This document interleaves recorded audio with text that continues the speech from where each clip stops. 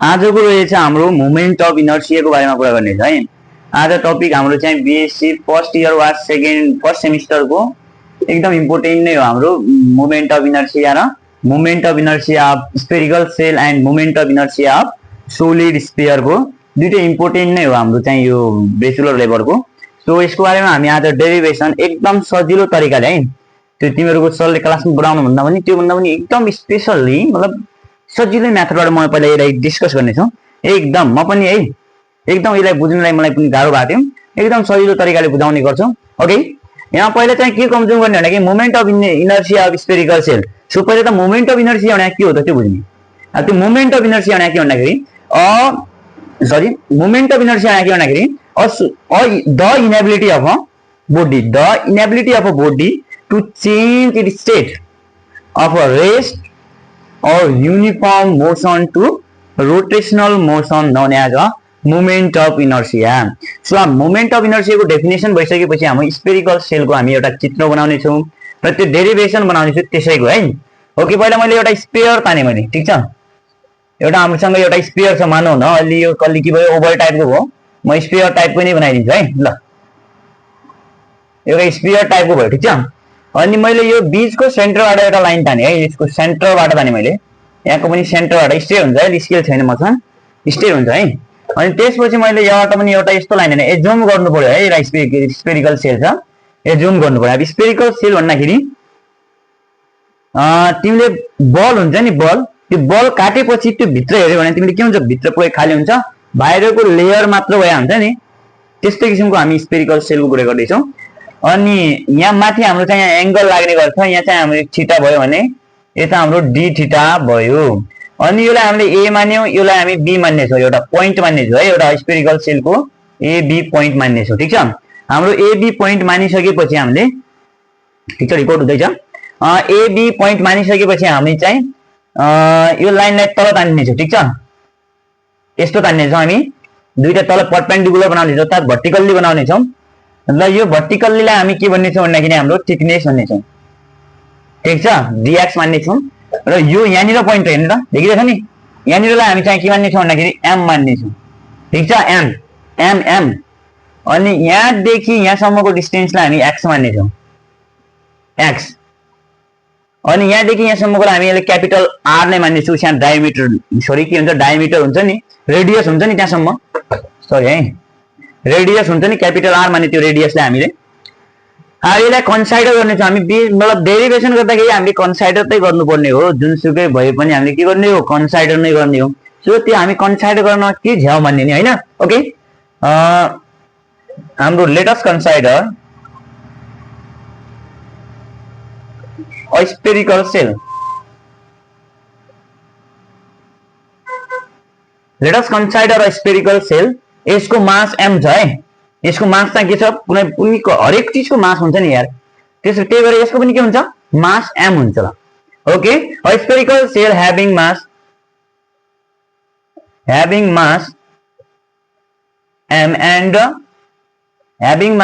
m and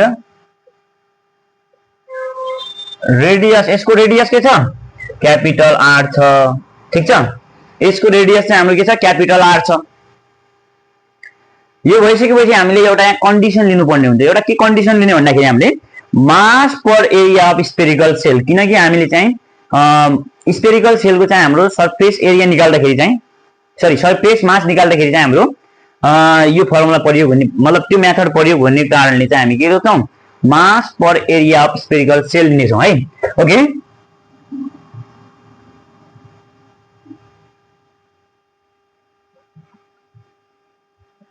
mass per area of spherical sale,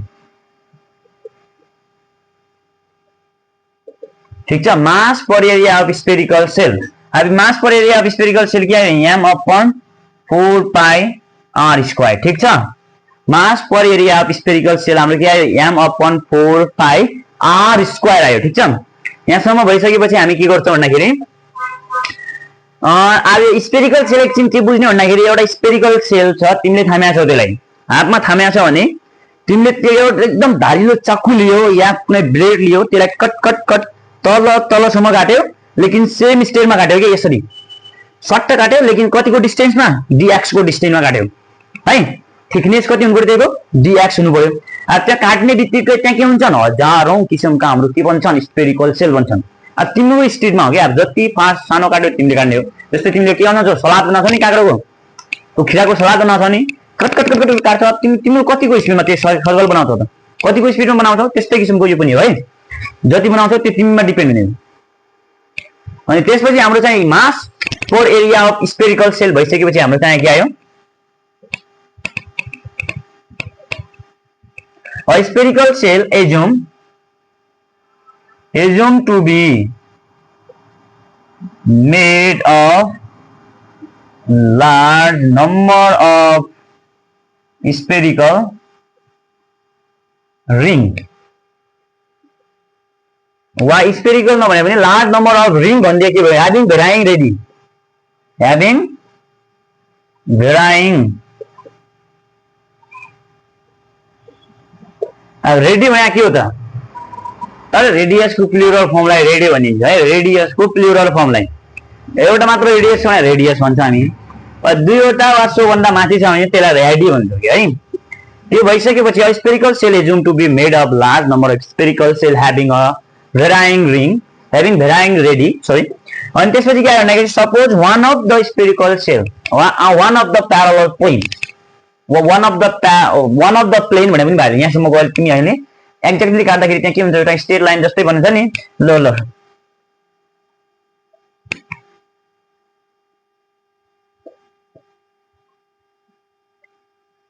one of the plane AB and यो मानौ न CD यसलाई CD मानिदियो one of the plane AB and CD ठीक छ one of the plane AB and CD एउटा plain छ AB and CD having thickness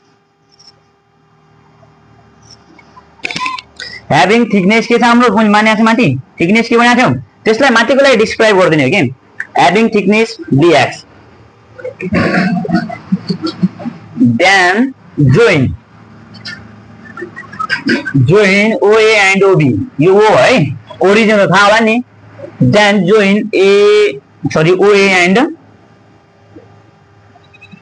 OB हामीले त्यो जोइन गरेकै छु यहाँ भन्नु मात्र पर्यो नि यहाँ भन्नमा के जान्छ र हाम्रो join OA and OB which is at a distance having thickness join AO and OB अनि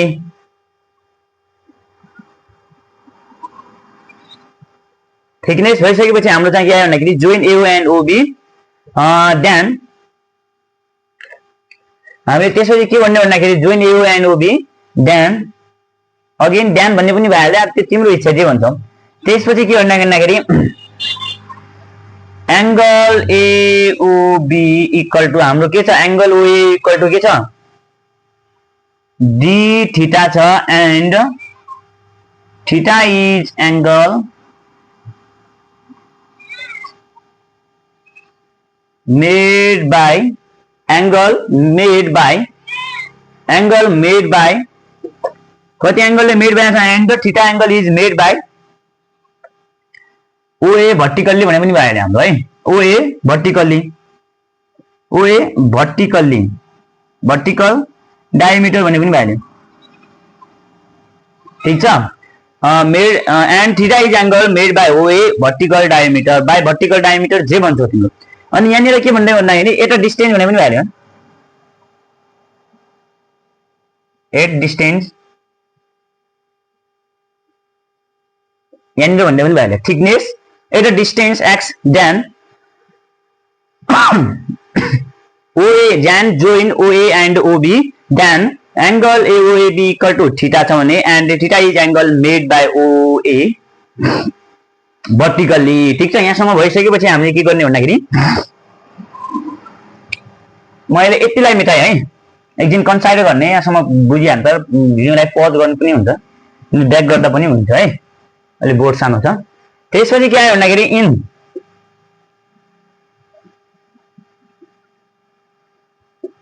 इन ट्रायंगल AOM ठीक छ एओएम ट्रायंगलमा हेर्दैछौ एओएम ट्रायंगलमा हेर्दैछौ भन्दाखेरि cos थीटा इक्वल टु हामीले cos थीटा इक्वल टु के बुझाएको छ हामीले cos थीटा इक्वल टु हामीले के बुझाएको छ भन्दाखेरि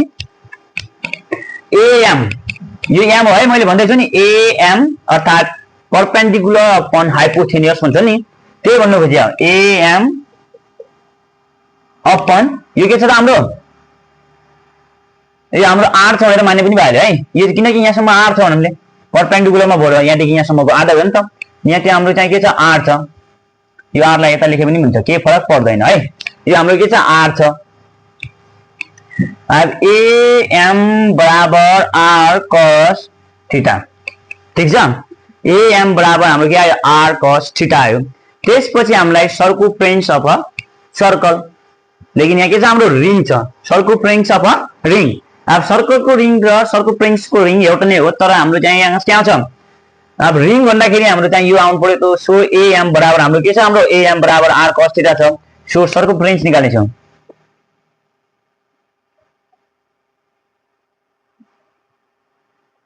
सर्कमफ्रेन्स अफ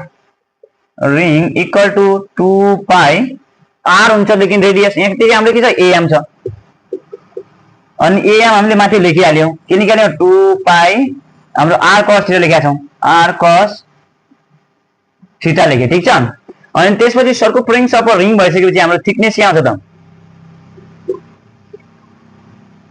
थिकनेस बराबर हाम्रो के आउँछ r cos थीटा आउँछ है यहाँ r छ अनि त्यसपछि कुनैको के भन्दाखेरि हामीले थिकनेस भन्दाखेरि r छ r अनि त्यसको यहाँदेखि यहाँसम्म r छ अनि त्यसको थिकनेस के छ dx छ नि त सो r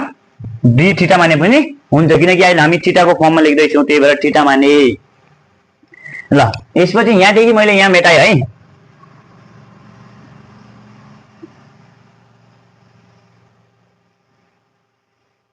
ठीक छ यहाँ मेटाए सर्कमफ्रेन्स आयो थिकनेस आइसकेपछि हाम्रो के आयो सरफेस एरिया निकाल्छौं हामी अरे सरफेस एरिया निकाल्छौं ओके SURFA सी सरफेस AREA एरिया इन्टु के हुन्छ सरफेस एरिया हुन्छ circumference into thickness circumference of a ring into thickness so त्यो के भयो हाम्रो 2 pi r cos theta into r d theta ठीक छ 2 pi r cos theta into यहाँनिर डट गरेको छ है इन्टु r d थीटा यो के भयो त हाम्रो 2 pi r square cos theta into d theta so surface area भइसकेपछि हामीले के निकाल्ने त अब पक्कै पनि सरफेस मास निकाल्ने अब यो सरफेस मास निकाल्दाखेरि हेर्नु है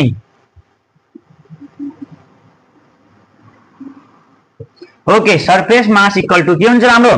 surface area into mass per volume त्यो मैले सुरुमै लेखेको थिएँ नि एउटा कन्डिसन त्यही कन्डिसन यहाँ चिपकाउने त्यहाँ भिडियो पज गरेर हेर्नु त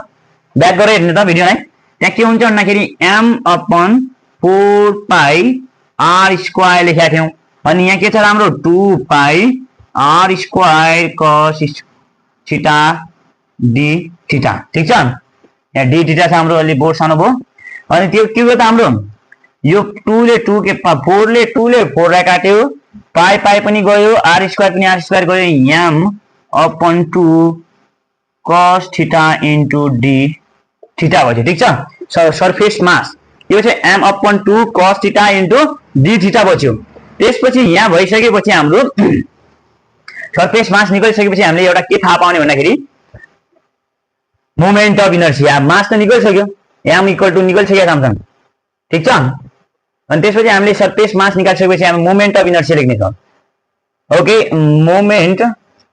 हेर्दै है देखिरहेछ नि okay moment of INERTIA moment of inertia of moment of inertia of a ring about horizontal diameter भने पनि भइहाल्छ नत्र about moment of inertia of a ring भन्दा पनि हुन्छ about horizontal भन्दाखेरि किनकि हामीले यहाँ प्लेन बनाएको छ नि सो त्यही कारणले चाहिँ हामीले horizontal बनाएको थियो अब त्यो horizontal नलेखे पनि हुन्छ किनकि सर्ट फर्ममा लेख्दै न तिमी धेरै कुरा नगरौ ओके त्यो भिडियो धेरै लामो हुन जान्छ okay moment of inertia of a ring को कुरा गर्दाखेरि हाम्रो के आयो त D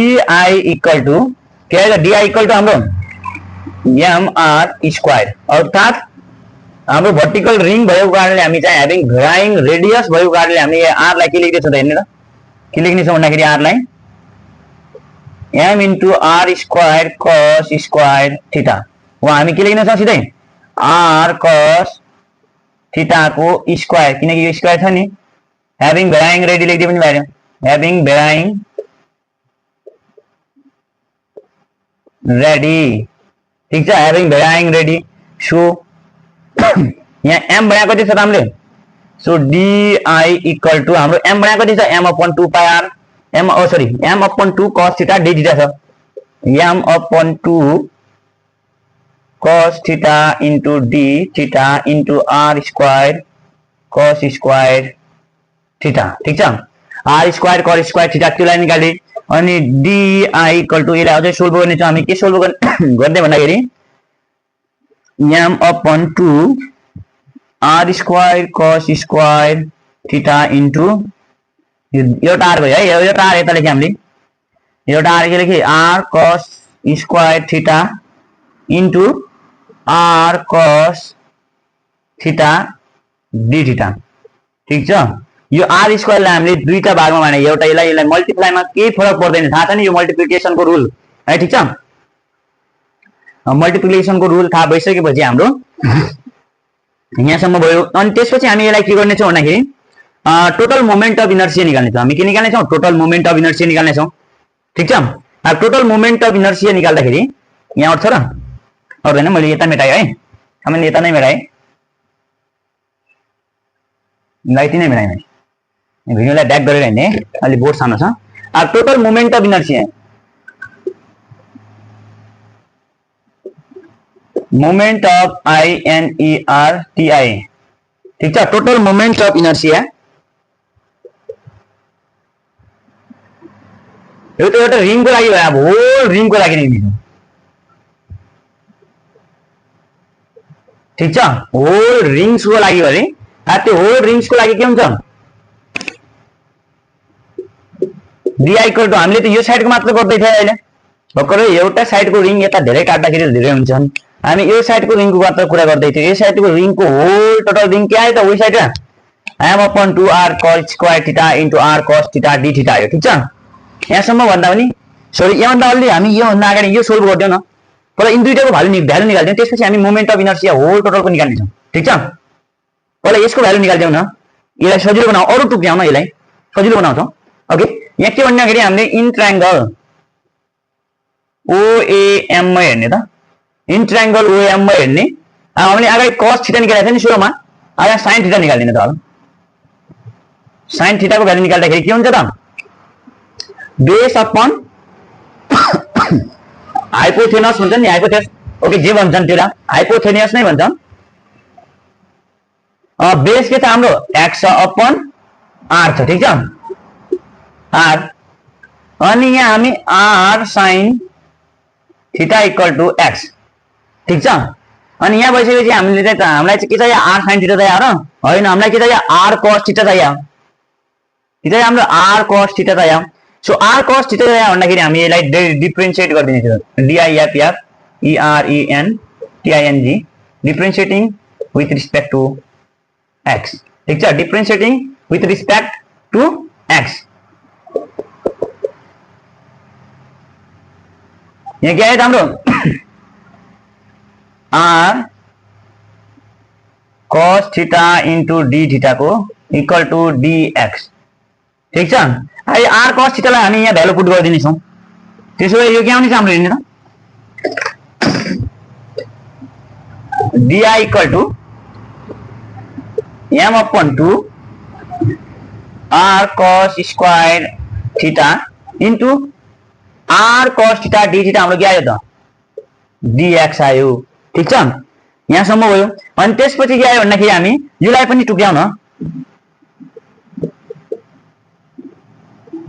m upon 2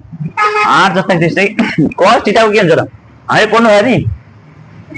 cos square theta बराबर 1 माइनस sin स्क्वायर थीटा, ठीक छ, cos स्क्वायर थीटा बराबर 1 माइनस sin स्क्वायर थीटा हुन्छ। सो यहाँ लेख्ने छौँ हामी 1 माइनस साइन स्क्वायर थीटाहरु कहाँदेखि आयो भने फर्मुलादेखि आयो भने है कहाँदेखि आयो भन्नु फेरि फर्मुला पढ्ने ओके त्यसपछि D I equal to M upon 2 R जस्ताको त्यस्तै साइन भने हामीले के एक्स अपन आर लेख्या हो सो एक्स अपन आर लेख्दैछौँ नि X square upon R square स्क्वायरको फर्ममा छ यो भइसकेपछि हाम्रो के आयो त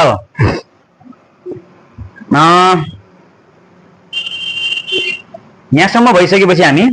यहाँ आउँदैन मैले यता सराएँ वेयर इज द सर र यताको मेटाएँ मैले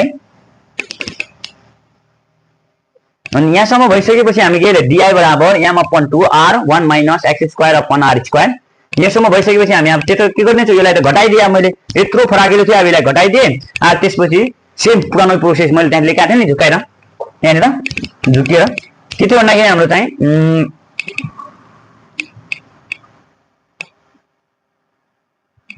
total moment of inertia of whole ring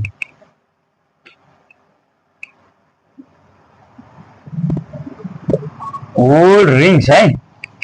total moment of inertia of whole rings को बारेमा हामी कुरा गर्नेछौँ DI को पनि इन्टिग्रेसन गर्नेछौँ है टोटल निकाल्दाखेरि हामी इन्टिग्रेसन गर्नेछौँ लेकिन यो साइडको हाम्रो यो भइसकेपछि यो साइडको हाम्रो यतिकै निक्ल्यो त्यसो भए यो साइडको कति हुन्छ फेरि 2 हुन्छ बुझ्यो नि यो साइडको हाम्रो कति आछ अहिले भर्खरै हामीले यो साइडको रिङको मात्र सोल्भ गर्दै हो सो यो साइडको रिङको यति आयो भने त्यो पुरै होल साइडको कुरा गर्दाखेरि 2 ले गर्दै integration mr upon 2 to 1 sorry integration हो नि त इंटीग्रेशन क्या है 1 minus X square upon R square dx यता dx क्या है माथिकै dx लेखिदिए यहाँ हाम्रो क्या है त dx आयो dx है एकछिन हामी यसलाई सोल्भ गर्नको लागि यो चाहिँ हाम्रो के आयो आई आयो यो 2 ले यो 2 क्यान्सल भइहाल्यो हाम्रो के बच्यो त mr बच्यो ठीक छ अनि हाम्रो यहाँ के आयो त 1 माइनस यसलाई एकछिन होल गरौँ न होल के गरौँ भन्दाखेरि आर स्क्वायर गरेँ सो यता आर स्क्वायर भयो माइनस एक्स स्क्वायर dx छ इन्टिग्रेसन छ लेकिन इन्टिग्रेसन कहाँदेखि कहाँसम्म हो त 0 देखि r सम्म हो 0 देखि r सम्म क्यापिटल आर हो नि त हाम्रो त सो 0 देखि r सम्म भइहाल्यो त्यसपछि i equal to m upon R square यताको यताले है यो आर स्क्वायर हो हेर्दैछौ नि यहाँ माथिको आर स्क्वायर यो आर ले यो आर क्यान्सल भइहाल्यो अनि यता के बच्यो त इन्टिग्रेसन बच्यो त फेरि इन्टिग्रेसन कहाँदेखि 0 देखि r सम्म R square minus X square dx ठीक छ ल यता पनि मैले अलि मेटाएँ देखिरहेछ नि ओके ओके अनि त्यसपछि आई इक्वल टु के गरेँ भन्दाखेरि मैले आई इक्वल टु मैले के गरेँ भन्दाखेरि यो क्यान्सल भइहाल्यो हाम्रो के छ एम अपन आर यो आर स्क्वायरको डेरिभेटिभ उ गर्दाखेरि इन्टिग्रेसन गर्दाखेरि के बच्यो त आर स्क्वायर इन्टु dx कहाँदेखि यहाँ 0 देखि r सम्म माइनस इन्टिग्रेसन 0 देखि r सम्म एक्स स्क्वायर dx ठीक छ आई इक्वल टु के हो त एम अपन आर स्क्वायर को इंटीग्रेशन के हो त हाम्रो आर स्क्वायर इन्टु एक्स त्यहाँ के छ हाम्रो dx को इंटीग्रेशन के हो त r भयो minus X square x cube भयो हाम्रो के हो त एक्स क्यूब अपन 3 0 देखि r सम्म dx भयो यहाँ पनि r माने है हामीले सिधै अनि i इक्वल टु हाम्रो के भयो त m अपन r यो r क्यूब माइनस यहाँ 0 देखि r सम्म हाम्रो के हुन्छ त x माइनस r क्यूब यहाँबाट 0 r बाट 0 घटाइदिने के हुन्छ हाम्रो 0 को मान नराखे हामीले सिधै के राखिदिए मैले x को ठाउँमा हामीले के राखिदिए r क्यूब अपन 3 राखिदिए यहाँसम्म यो राखिसकेपछि हाम्रो के आयो त यहाँनिर एकदम सजिलो छ धेरै त्यति भास्ट चाहिँ छैन i equal to m upon r ठीक छ अनि यो कुरा गर्दाखेरि यो 3r cube minus r cube upon 3 अनि त्यसपछि i बराबर 3 बाट 1 घटाउँदा कति भयो त 2 भयो so 2r cube upon r into 3 यो r ले यो r क्यान्सल भयो हाम्रो के आयो त हाम्रो I equal to m 2 upon m 2 upon 3 mr square यो नै हाम्रो के हो रिजल्टेन्ट हो यो नै हाम्रो के हो त रिजल्टेन्ट हो यति सजिलो नै छ धेरै भाष चाहिँ छैन यो है एकदम इजी नै छ बुझ्यो भने क्लियर हुन्छ के यसको बारेमा है ठीक छ ल थ्यांक यू फर वाचिङ